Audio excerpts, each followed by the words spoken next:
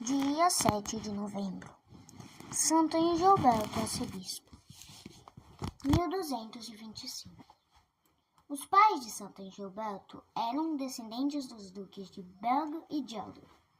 Cristãos fervorosos que eram, esmeraram-se na educação religiosa e cívica do filho. Este, por sua vez, revelou logo um espírito independente, ávido de glórias, honras e riquezas deste mundo.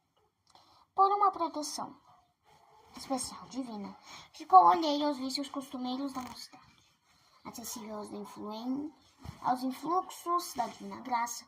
Bem cedo compreendeu a vaidade dos bens deste mundo.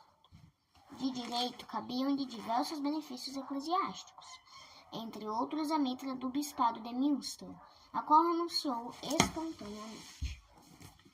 Quando, pela morte do imperador Henrique VI, a Alemanha foi teatro de sérias perturbações.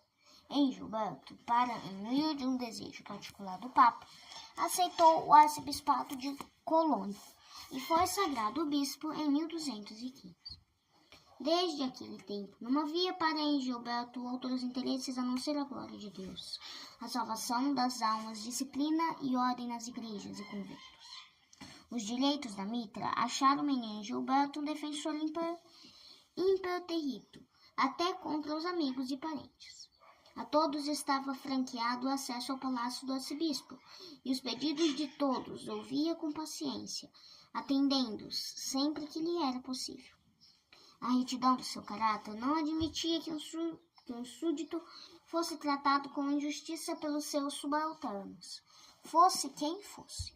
Nas decisões jurídicas, decidia sempre o direito, não a posição das pessoas ou o interesse. Os pobres tinham no arcebispo um verdadeiro pai. Amigo do clero, dava a sacerdotes pobres sustento e roupa. Grande admirador da vida monástica, não admitia que religiosos e sacerdotes pobres sofressem um desacato. Uma vez por semana, jejuava em honra da Santíssima Virgem e cotidianamente se dirigia à Mãe Celestial, pedindo-lhe que fosse seu amparo na vida e na morte. Quando era estimado na Alemanha, prova o fato do imperador Frederico II, por ocasião de uma viagem à Itália, ter confiado não só a autoridade sobre o filho, como a administração do império, cargo que desempenhou com inteira satisfação do imperador e da nação toda. Uma morte violenta pôs termo a uma vida tão útil e abençoada, quando Engilberto entrava no 10º ano de episcopado. Em Essen existia um convento de freiras, que sofria as maiores opressões e injustiças da parte de Frederico, duque de Isenburgo. Apesar dos protestos das freiras, das admoestações do Papa Honório e as ameaças do imperador, o duque continuou a injusta campanha. Em vista disto, o Papa e o imperador incumbiram a Engilberto de proteger as religiosas contra o opressor.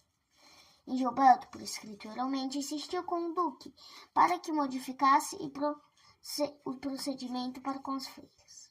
Em vão. Frederico, com receio de Engilberto recorrer à força armada, resolveu livrar-se deste administrador incômodo. O arcebispo recebeu um convite para consagrar uma igreja fora da cidade. Já estava o dia da partida marcado. O ímpio duque aproveitou-se dessa ocasião para executar o plano tenebroso. Na véspera da partida, recebeu Engilberto uma carta anônima, informando-o dos intentos do inimigo. O arcebispo, após a leitura da carta sinistra, atirou ao fogo. Parecia-lhe impossível que o homem cristão fosse capaz de praticar tal crime. Achou, porém, prudente tomar providências e preparar-se para qualquer eventualidade. Neste sentido, fez uma confissão geral, preparando-se para a morte. Feita a confissão, disse resoluto: faça-se o que Deus quer.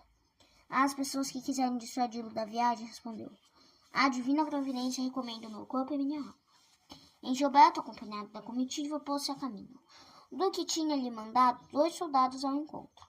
Deus permitiu que os planos do inimigo se realizassem. Em determinado ponto, achando-se o arcebispo um tanto afastado dos companheiros, foi assaltado horrivelmente maltratado e morto por 47 punhaladas. As últimas palavras do santo foram: Pai, perdoai-lhes porque não sabem o que fazem. Assim morreu o arcebispo Santo Engelberto, mártir pela justiça, pois, por questões de direito, foi perseguido e morto.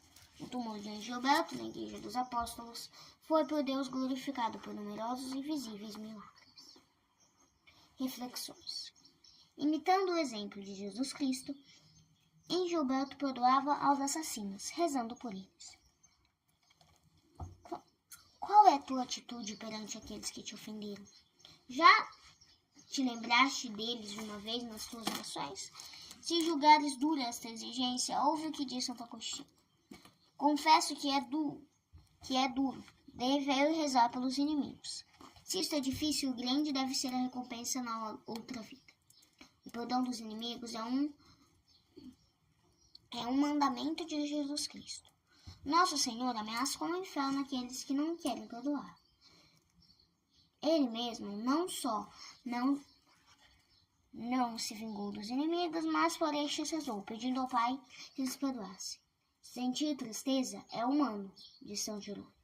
Mas ao cristão convém refrear a ira e perdoar de coração aos inimigos.